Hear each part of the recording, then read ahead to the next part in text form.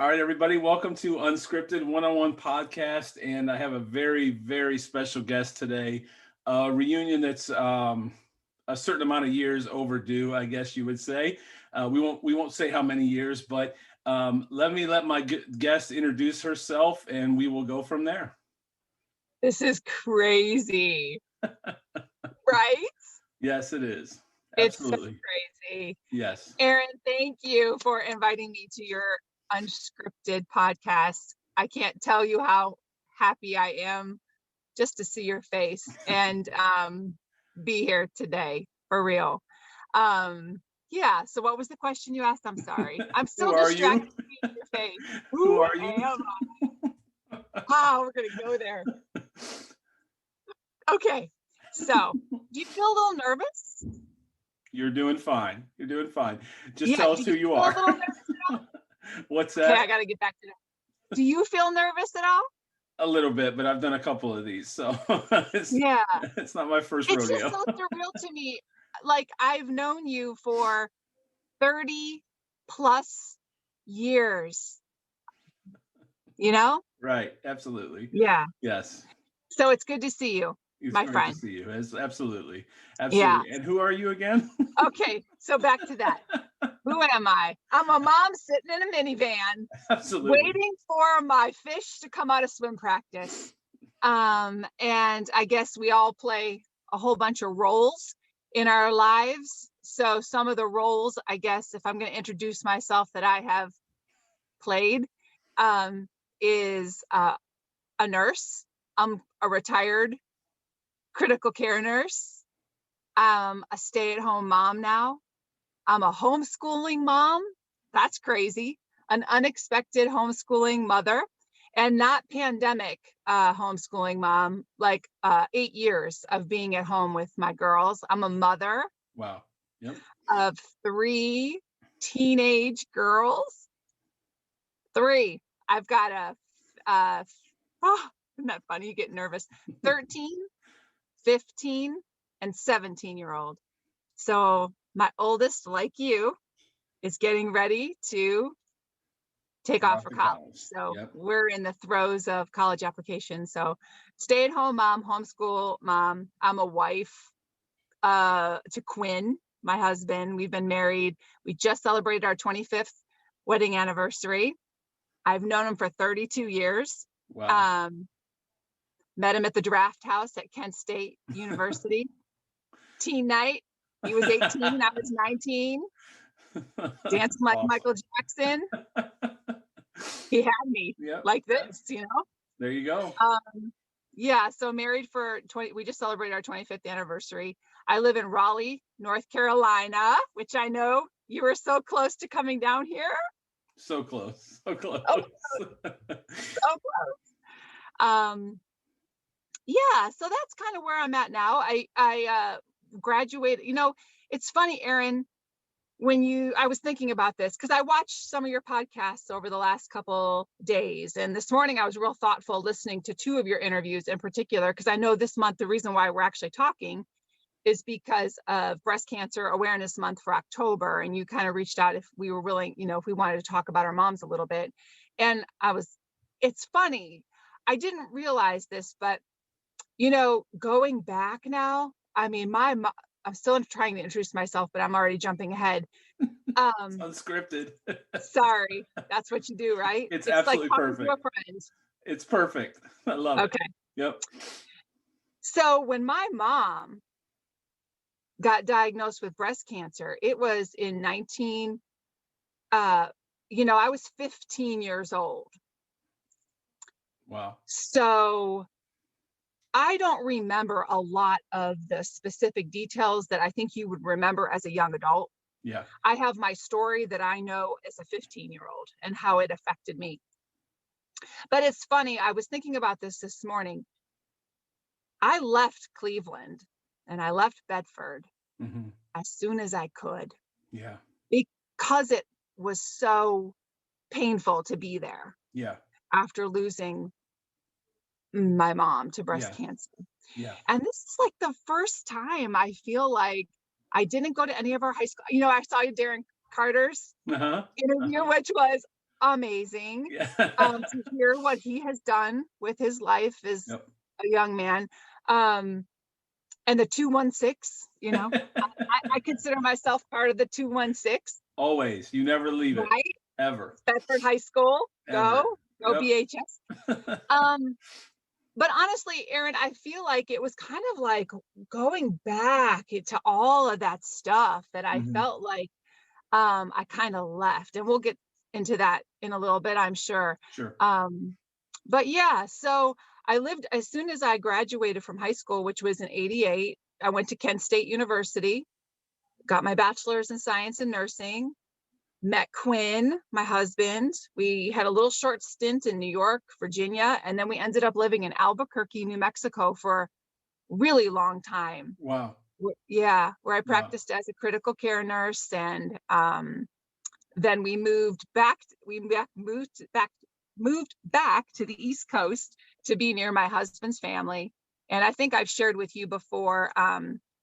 We made some different choices with taking our kids out of public school to homeschool them 8 years ago, and then we also all made a decision as a family for a number of different reasons that we were going to modify a home in Raleigh to allow 3 of our families to multi-generational live on a Wow. beautiful piece of property tucked away in Raleigh. So I multi-generational live with my husband's family, his older sister, Nikki, and his parents. They just came home today from upstate New York, from their home up in New York, from being up there this summer.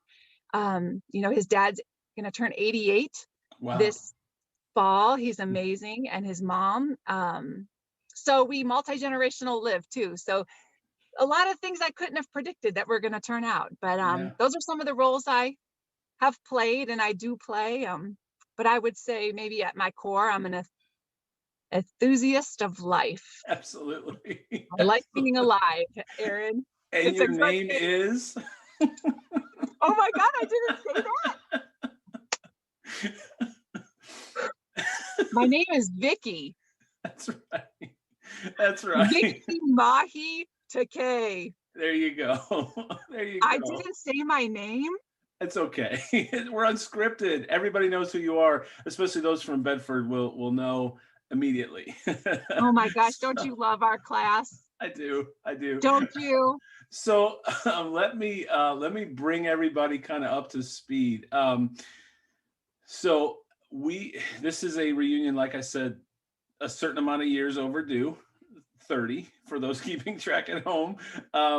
We were besties, I guess you'd call them nowadays, in high school. And then life happened. We graduated, and it happens to everyone. And there was about I was thinking about it today, 20 to whenever social media started. Gap. Was after us. Right. And Right. so there was a gap between when we graduated to when I guess Facebook may have been our first connecting point, which that's the great part about Facebook. And we can go on a whole Yes. nother podcast about all the bad things about Facebook. But to be able to connect with people that you haven't seen in ages, and especially someone like yourself, which we were very, very close. And so to be able to connect and just see your beautiful family and that you're doing well and all those things. So just so everybody's kind of up to speed, that's where Vicki and I have been friends for many, many years, with a long vacation in between, just because of life. Yep.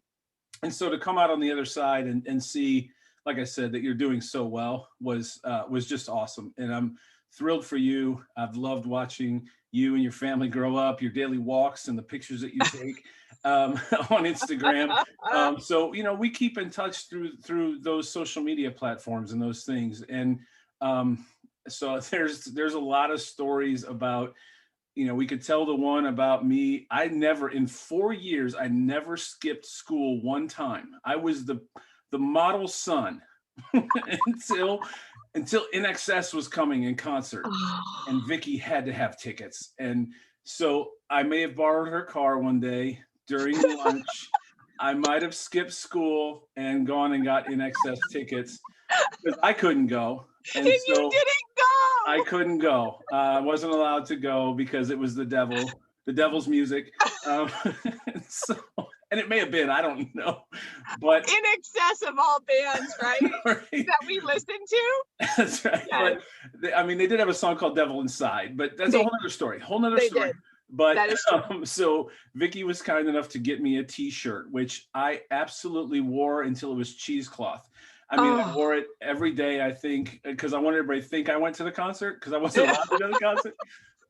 And so I wore it every day, wore it in college. I cut the sleeves off it after I graduated college. I mean, that thing was, I think it just finally disintegrated. But I love my NXS t-shirt, and the story behind it was fun. So we had a lot of fun, and some of the best memories are those days. And I think, as you said, my invitation to you was, well, one, even if we didn't talk about this, but my invitation to you was the memory of going through that in high school with you somewhat, knowing you as well as I did, and just knowing what this month means to everyone. So not to bring it down, but I know.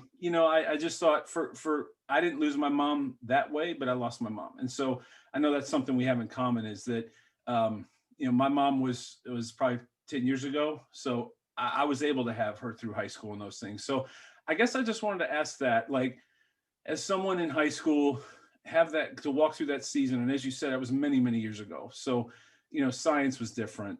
All those things were different, but can you just share with this audience kind of what you walked through in that season as best you can remember? And let me pause real quick. And I do this a lot. That's why it's unscripted. First of all, thank you. I don't know if y'all realize she's sitting in a van in a parking lot down by the river, waiting on her daughter to come out of swimming. So yes. Thank you for finding time to jump on this and be a part of this. And then also to, as you said, you left that behind. You left that story behind. And I mean, I'm in Columbus, so I'm not in Bedford anymore either. And I think we do that. But so thank you for, one, being in a van down by the river, waiting on your daughter. And two, thank you for coming on and maybe revisiting something that you've maybe kind of compartmentalized. That's a good way to put it. Compartmentalized. And so yeah, Aaron, I was listening to some of your other people you had on to kind of hear their stories, and I listened to Leslie, I think was her name, and she was someone who I believe had been diagnosed maybe 3 years ago, had a double mastectomy, and then you had a really fun, spunky Katie. And Katie is recently diagnosed with breast cancer. I think, I want to say maybe even like 6 to 8 weeks ago. So a very fresh diagnosis, and just starting her walk through navigating breast cancer. And like you said, what a different time to be diagnosed with breast cancer. When my mom was diagnosed, it was most certainly almost a death sentence. And now, especially with early prevention, people are living cancer-free even after being diagnosed with breast cancer. So a very different time than what I experienced. So I was thinking about that, and I was like, what perspective could I add to your podcast when your idea is to raise awareness for breast cancer?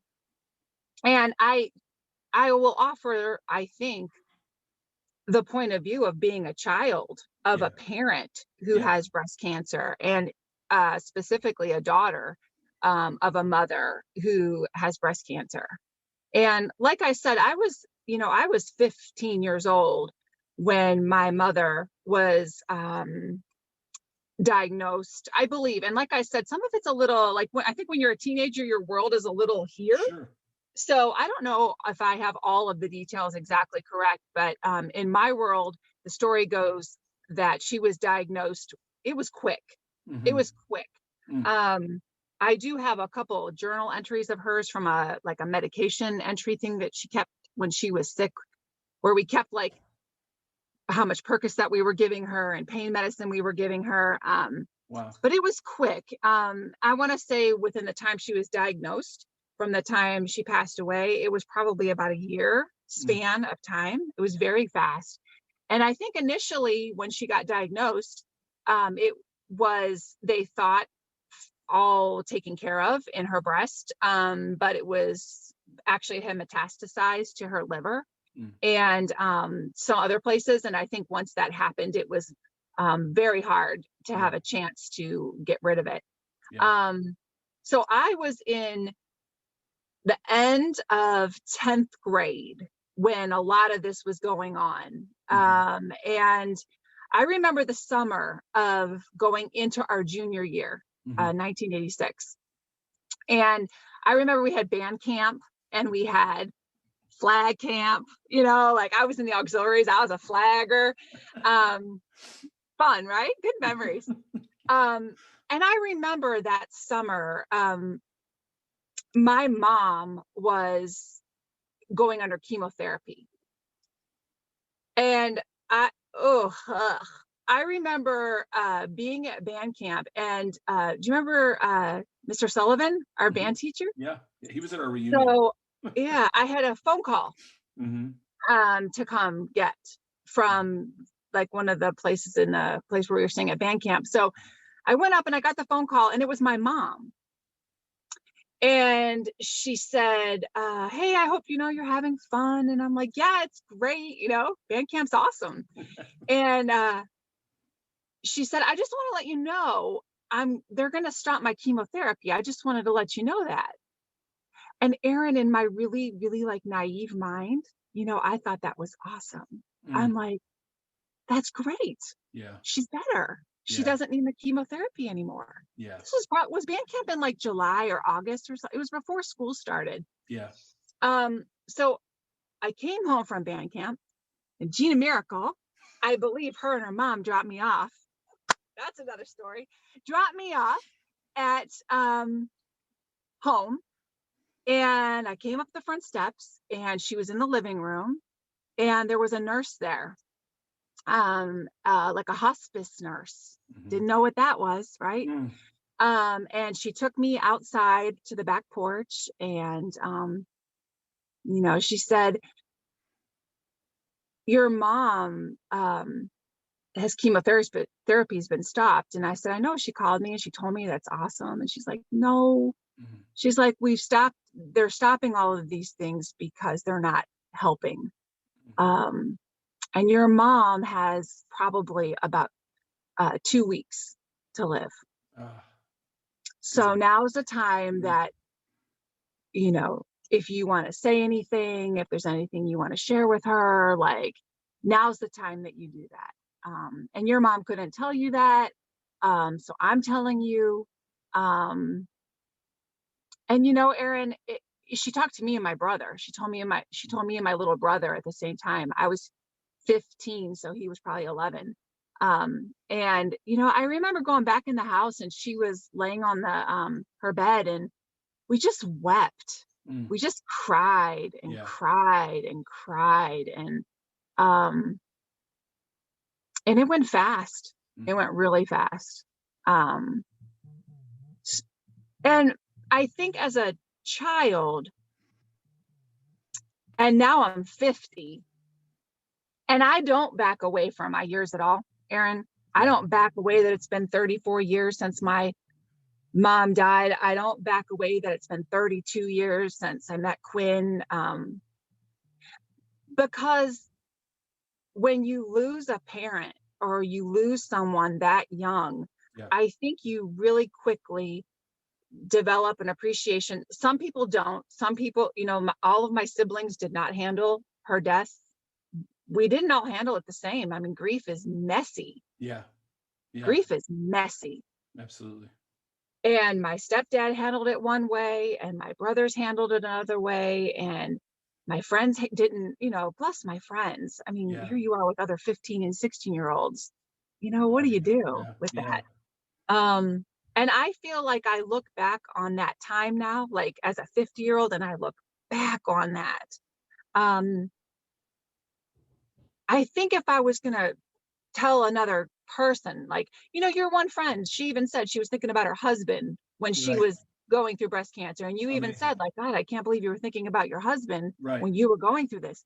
I think a lot of times that does happen, that like the person who's fighting the fight or who is sick, they do get a lot of, are you okay? Here, we need to do that. You know, there's a lot.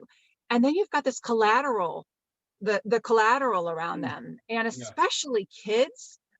So I feel like children of people, especially mothers who are dying or have died or battling breast cancer, especially if they die, I think the grief, I think, what I wanted to come to be was like a voice for the child of the parent you've lost your parent. Right. And you truly, I think, become a breast cancer survivor in a whole different way. Right. I think from that moment, Erin, it really took 2 weeks before she died.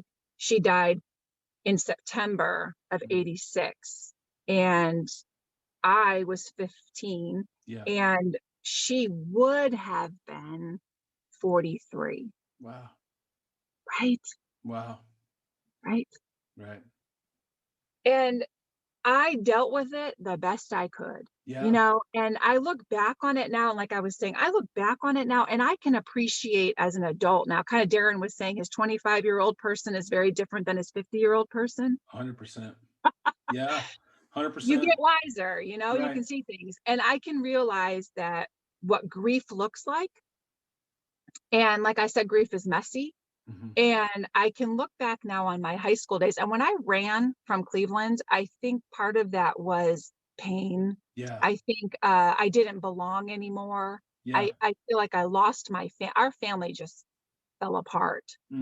I had a best friend, Jenny. I don't know if you remember Jenny Way. Sure, absolutely. Jenny Lombardo now. Yeah. Her mom, people showed up. People showed up for me. Yeah.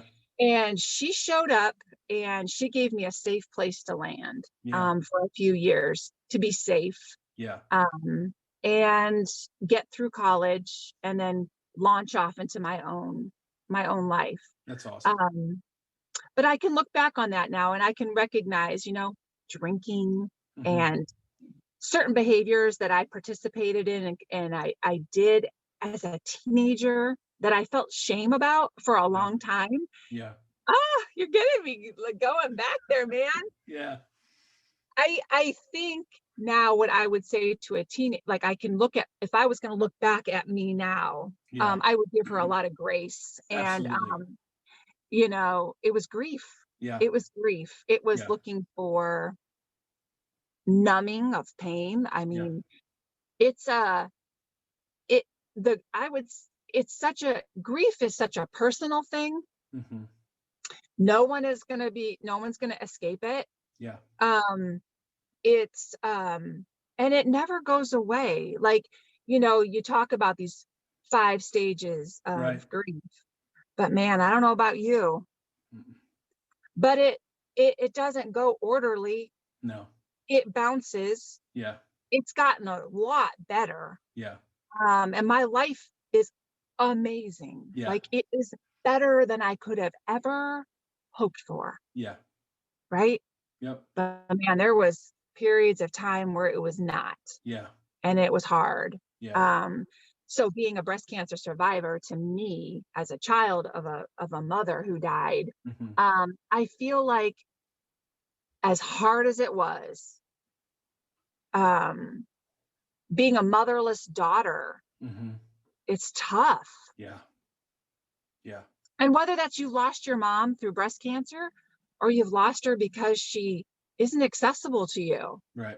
Maybe she's, there's a lot of reasons why mothers check out from relationships. But that's a tough place to be. And as a person, so you really have to find ways to care for yourself, that you would hope that a mother would be able to do. Does that make sense? Absolutely. And again, I didn't lose my mom at that age or that way, but I'm an adult. I was an adult when I lost my mom, but at the end of the day, I still lost my mom. And at some point, I think I wrote a post about, I was just having a moment, and I wrote a post about sometimes a boy just needs his mom.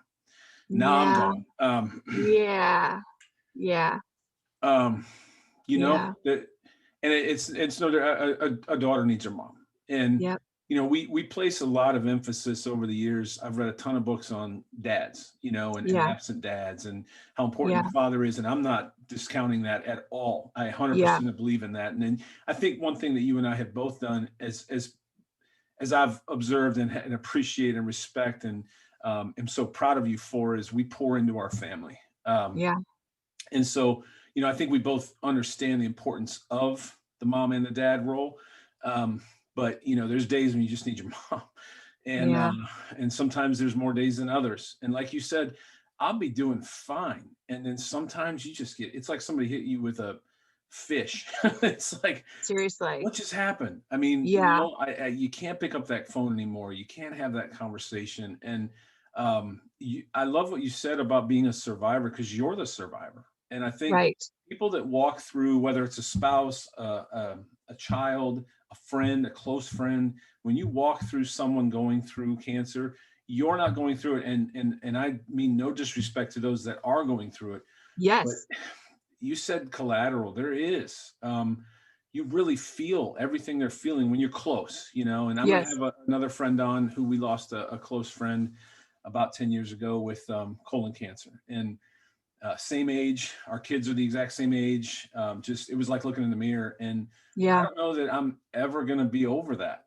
It was Mm-hmm. tough. And Mm-hmm. there's just a void. But that was a question I was going to ask you. And I think you answered it somewhat. It sounds like there's been people that's what I always am amazed by. People have stood in the gap, whether it's Mm-hmm. my spouse, whether it's another mom, whether Mm-hmm. it's a friend.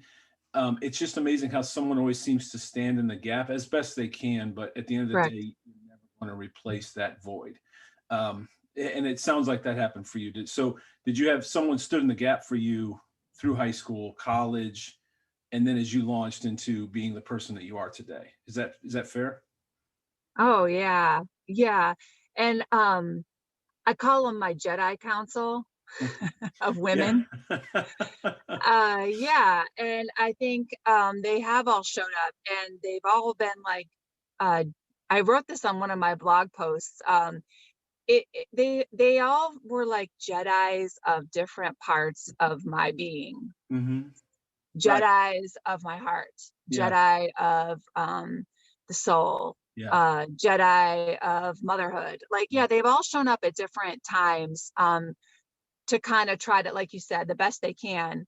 And I don't think they ever did it intentionally. They Hmm. were just there to help me move forward, Yeah. you know? Yeah. Um, yeah, for sure.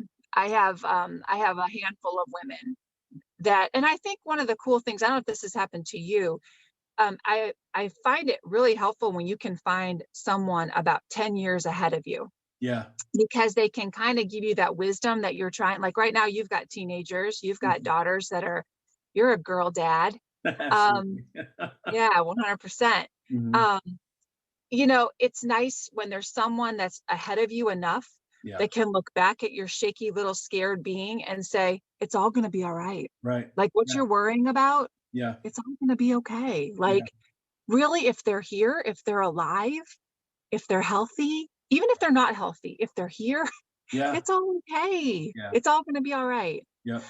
I think the gift when you have a parent die at a young age is that you very quickly learn not to sweat the little things Hmm. so much, that you can just about handle anything. And becoming a survivor, I became very self-reliant. Yeah. I became very independent. I took care of myself. Hmm.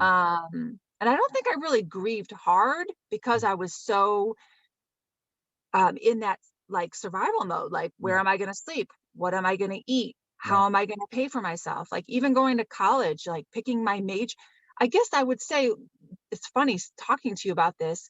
Her death, when she died, I'm 50 now, and it still impacts Yeah. and is infusing everything I do. Yep. Like 100%. every decision I make, it like any of us, our story leads our way, you know, whatever our story is. I mean, it's so beautiful the way you get all these unscripted people just telling their story. Yeah. Because man, isn't it awesome to hear an ordinary story? It's amazing.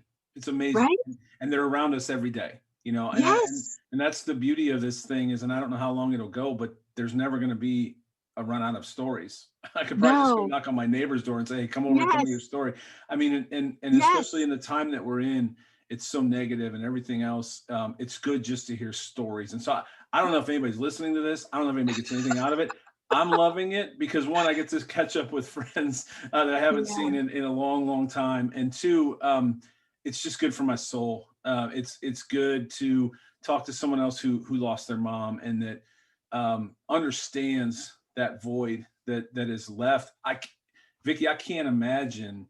I mean, I went off to college, and I did what people do when they go off to college, but it wasn't because I lost my mom. It was because I just needed to grow my wings and find my way. And it took, I don't even know if I've still found my way. And at least I try to think I tried to a little bit, but you know, and that was with my mom at home. You know, I can't imagine at that age. And the funny thing is, I don't remember. What I remember about you the most is first of all, we just hit it off, and It's so much fun. it was so much fun. I remember your maturity, you know, and like you said, you hit the fast forward button. I think you had to. You didn't have a choice. It was almost a Right. survival mode for you. But I just, you know, because I'm not the most mature person in the world, still, but you know, surrounding myself with people that are mature, and so I think that's where we had a great connection. Was, you know, you were mature and solid and just grounded. Oh, You know what I it's mean? so funny to hear you say the word solid with me in high school. I would not have used that adjective. I love it. Oh my Yeah. gosh. No, truth. Wow. Yeah, you know, and grounded, I think, is another Uh, word that I uh, think, I don't know if you heard another one of the, again, not promoting my own, but yeah. talked about an anchor and a sail, and how his wife was the anchor and he was the sail, and how you need both. You need Yeah. sail to pull the anchor a little bit, but the anchor needs to keep the sail in place. That was so good, and it was so true about you know, my own spouse Heather, and really just a lot of people in my life that have, because I'm known as the king of restless, so the more people I can have that are anchors, I need a lot of anchors. Yeah. But you know, I think that even at a young age in high school, I think, you know, that's what you provided as in our friendship too. So I know this has not been something that is probably easy to go back and visit. I don't often sit around and talk about it either, you know. Yeah. Honor my mom, but at the same time, you know, it just, I don't, like you said, I don't think you compartmentalize it, but it doesn't take much once you open that box to really go to places that, Oh you yeah. know, I don't think you ever get over it. Like, I love what you said about No. 5 stages of grief. And I don't know that there's one that you ever check that box and say, I'm good. No. Pass the test. I'm No. good. No. I don't know if you have that. I don't. Yeah. I think I agree with you totally, Aaron. And you know, when I think back to when I was a kid who lost a parent, and you know, out of respect for my family, because some of my family members are still alive, and I just respect their privacy. You Sure. know, I was a lot like a lot of different 80s families. We had a lot of dysfunction in our house. Mm-hmm. And when she died, you know, you felt like you lost everything, Yeah. you know? Um, and like, even like you're talking about going to college, um, I remember picking my major and what I was going to do. And I went into nursing, which ended up being a phenomenal field for me. And I loved it. It Yeah. was a perfect fit for me. It really was. It served me well and I loved it. But you know, I had a passion for dance. And Hmm. I did that too in I remember college. that. Yeah. Yeah. Yeah. Yep. And I think when you're in survival mode, unfortunately, you don't get the luxury of picking passion very often, Yeah. you know? Yeah.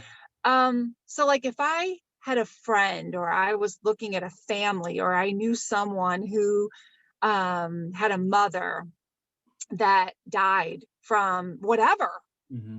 not just breast cancer, Yeah. whatever, The child that loses the parent is going to need a lot of support, Yeah. not just at the funeral, Yeah. but like forever, Yeah. because there's a void there. Hmm. Right? Right. And Right. I love the words you use, and that's grace. I think, knowing any child that has lost their parent, especially in high school, that, the some that we know, um, I think we got to give them grace, Yes. at the same time, you got to provide guardrails for them. Ah, But in the same time, you got to give them a chance to run into that guardrail, and you got to give them yeah. grace, because I don't know that any of us who have not walked through it can understand what that child is walking through. Yes. I don't. It's like that quote, like, be kind because everyone's Right. fighting a battle that you don't know anything about. It's something Exactly. like that. I'm Yep. kind of making that up, That's but fine. it's It's something like perfect. that. Yep. Yeah. But Yeah. it's that when you see the person acting out, when you see the person drinking a lot, when you Yeah. see the person angry, Yeah. when you see, like, yeah, Yeah. handle with care. Well, this has been awesome. And thank you for visiting that. I don't know what, let me see.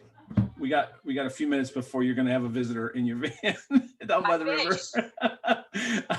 So really quick before we get off, gosh, we got to do this again. Maybe not record it. I don't know, but let's do I this would love again. that, Arian. So, really quick, you touched on the generational. Did I say it right? Yeah. Multi-generational housing. Can you tell us about that? Because I don't know that some people know it, myself included. What does that mean? What does it look like? What is that?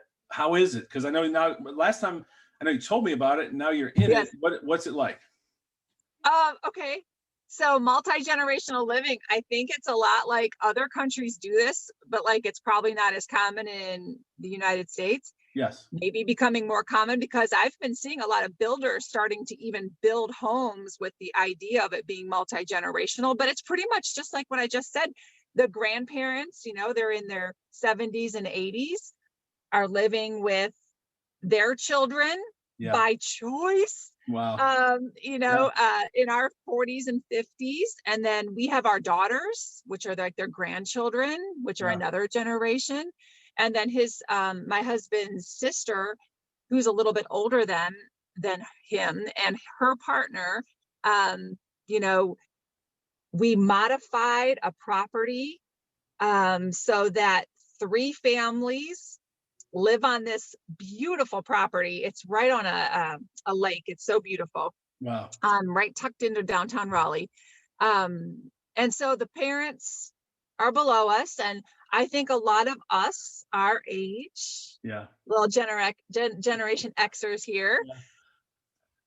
For those of us that still have our parents, I think a lot of people are starting to delve into caring for our parents and what is that going to look like. And I know for a lot of my friends, they're in this like sandwiched thing where they still have kids at home and they're caring for their kids. And now with COVID, my Lord, caring for them full time. And then some of them, a lot of people still have jobs in our age, full-time jobs. Yeah. And then the parents are aging, and it's a lot of pressure and stress for some of my friends because they are having to go to their house to check on them. They're having to take them groceries or whatever it is that they're taking them to the doctor's appointments, making sure that they're safe. So for us, we kind of decided as a family, for a number of reasons, all 3 of us had big houses, big, nice places we were living. We were maintaining all these things within like 5 miles of each other. His parents were aging, and we all just kind of decided we wanted to take a step off of the hamster wheel of suburban life and have a little more quality of time together. And really, it's been wonderful. We don't share any, like if you saw our house, the way it's built, we don't share any common spaces other than our outside backyard. Wow. We each have our separate entrances. It's kind of like maybe a glorified townhouse in a way. Yeah. Everyone has their own entrance and they have privacy. But at the same time, if my father-in-law comes home with groceries, my girls can run out and grab his groceries and take him downstairs for him so he doesn't trip going down the stairs in his flip-flops that he wears at age 88. Do you hear what I'm saying? I do hear what you're saying. They're the worst. That's, though, but that's so cool because you're right. I mean, I think a lot of people, some people are stuck between daycare and then adult daycare.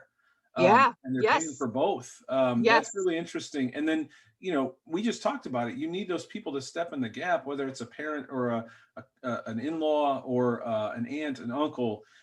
That's awesome that you all can be separate, but yet together, especially in today's world. Like, who knows what's going to happen in November? Good Lord. But, man, seriously. But you want to come down? We'll build a Conrad suite. You could do that, yeah. Well, I'm trying to get Emma to go. I'm trying to get Emma to apply to North Carolina. They want her, but I mean, it's Chapel Hill. Can you imagine how amazing that would be? It would be pretty cool. It would be pretty cool. But I think she's going to stay somewhat local. Is that a word? Localer? Local. Or local. More local. Yeah, so all right, I teased this on Facebook, so we have to make sure we cover it. Who had bigger hair, you or me, in high school? Pretty sweet mullet. Your mullet was rocking it, man. That's pretty sweet. I have to ask you, did you use hairspray on that? It was Spritz, which is probably why like I do now. It was Spritz. I didn't use the Aquanet. And you said something. The sticky little. Yes, and then it would dry. The little. You had to put it under hot water. And it was like you push it down, it would be stuck. A lot of Spritz, a lot of hair, a lot of a hair dryer. It was a lot of work. It was a lot of work. It was a lot of work. It was a lot of work, and it wasn't worth it. Yeah, it was, because you looked amazing, right? Like that picture. It's funny. I showed my daughters today. I showed them that picture on Instagram. Yeah. And I said, "This is my friend. Like, this is who I'm going to talk to today." And they looked and they're like, "That's you?" And I'm like, "Yeah." Yeah. And they're like, "You're just our mom. Like, we forgot that, like, you went to high school." Right. I was like, "Girls, you don't even know. You don't even know the half of it. You don't even know." That's right. I was part of the last generation that had freedom.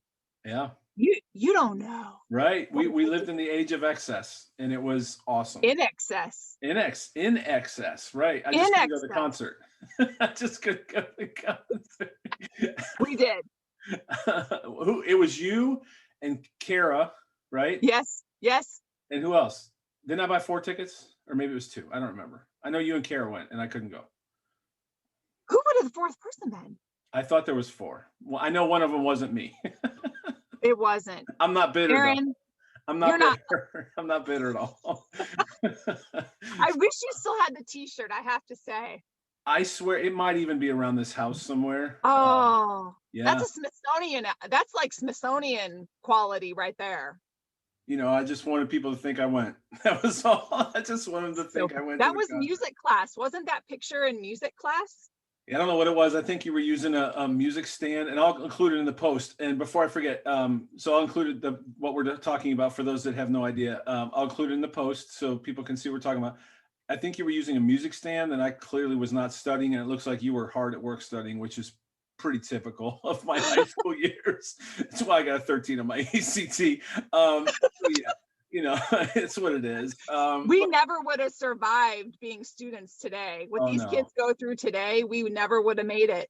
No, especially with the social media and the phone, and my attention span is just not that long, and so it would have been brutal. But I'd love to go back one day and just walk the halls. I really would. And I actually need to get back just to drive around. My parents don't live there. My dad doesn't live there anymore.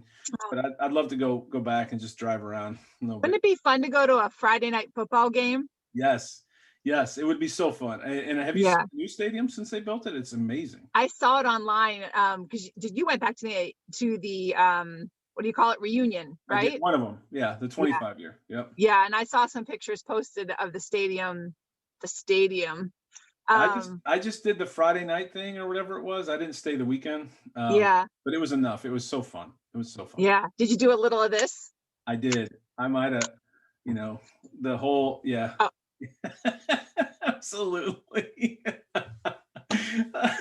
Well, this was so fun. I know you got somebody coming out here any minute. Yeah, thank she's you probably again. looking for me because I parked like really far from the entrance, and she's probably like wander because these kids these days, they're not resilient like us. That's right. Like if you're not like right there, they don't have a clue how to like troubleshoot it. Like walk just a few more steps, you'll figure it out. You'll figure it out. That's right. Oh my Lord. Well, thank you for sitting in a van down by the river to record this. Thank you for your friendship, for people willing to go back and visit, a tough conversation, and my dog's barking, but I love it. Hi, puppy. It's unscripted. Anyway, thank you. Just thank you for everything. Thank you for your outlook. Like I said, your daily walks, the photos you take on Instagram. So follow Vicki on is it Rock On Living? Rock On Living. At Rock On Living. What is the blog site again? Same thing. Rock On Living. rockonliving.com? Yeah. rockonliving.com. Yeah. Great blog, great family, just a ton of life and so much joy. And one other thing. Thank you for the tickets to Tecumseh. Was that what we yeah. Yes. That's right. So we had no idea. So just to bring everybody up to speed, because we have a lot of inside jokes. We were at OBX, and your lovely family was going to come down and join us, and then your daughter had a bike accident, and you guys couldn't make it. Right in half. Yep. So you sent us tickets to something that you were going to go see down in that Outer Banks area. Yes. Called, I think it was Tecumseh, right? The Lost Colony. Yes. Yes. So cool. We had no idea what we were getting into, and it ended up being awesome. So here she comes. It's time. All right. Thank you. Her glasses are falling off because of the mask she has to wear. She's a mess right now. Right. And she had to walk a mile to get to me. So long. It's going to be awesome. We had to walk uphill backwards through snow. But whatever. They don't know. Whatever. I see her in the back. They don't know. All right. Thank you so much for everything. And thank you. We'll have to have you come on again, and we'll talk 80s music. Thank you, Aaron. I love you, and keep doing what you're doing, because it's in the story, man. That's what's going to make the difference in the world is this. Yes, absolutely. Talking. Absolutely. All right. Thank you, Vicki. We'll talk soon. Bye. Okay. Bye-bye.